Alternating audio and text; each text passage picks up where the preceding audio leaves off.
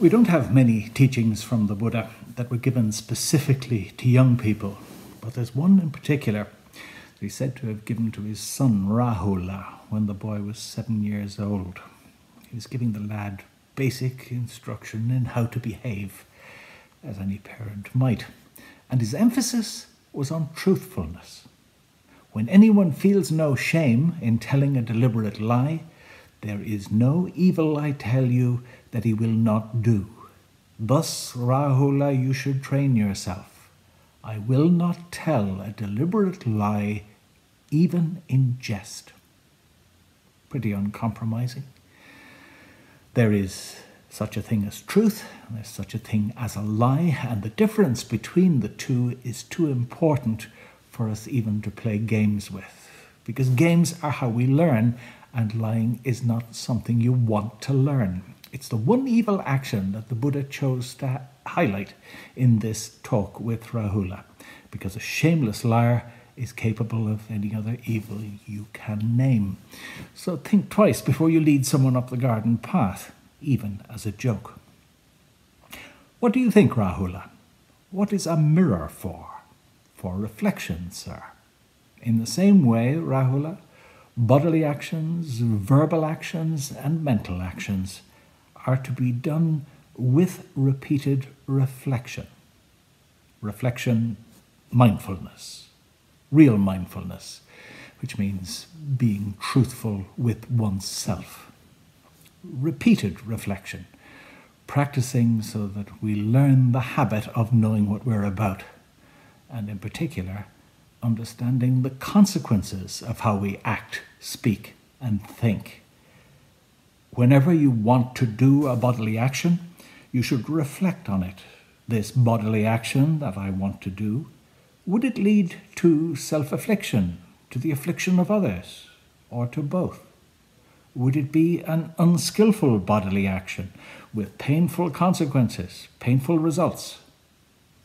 If, on reflection, you know that it would lead to self-affliction, to the affliction of others, or to both, it would be an unskillful bodily action with painful consequences, painful results, then any bodily action of that sort is absolutely unfit for you to do. In Buddhism, we do have precepts, specific do's and don'ts, rules, like the instruction not to tell lies, and we do well to observe them.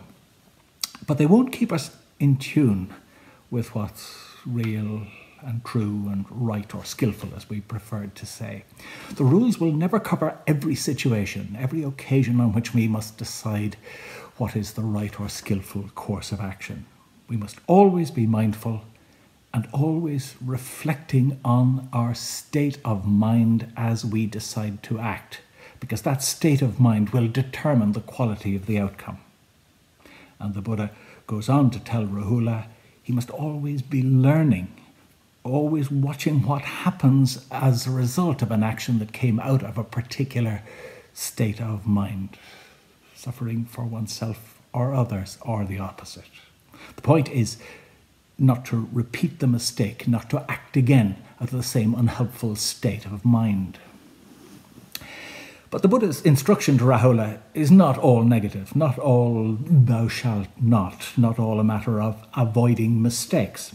If, on reflection afterwards, you know that your action did not lead to affliction, that it was a skillful bodily action with pleasant consequences, pleasant results, then you should stay mentally refreshed and joyful, training day and night in skillful mental qualities. In other words, it's in the joy that comes out of acting skillfully, acting in tune with what's true and real and good, that we get into the states of mind that will lead to more skillful actions, words and thoughts, and so on to more and more joy on the path to enlightenment.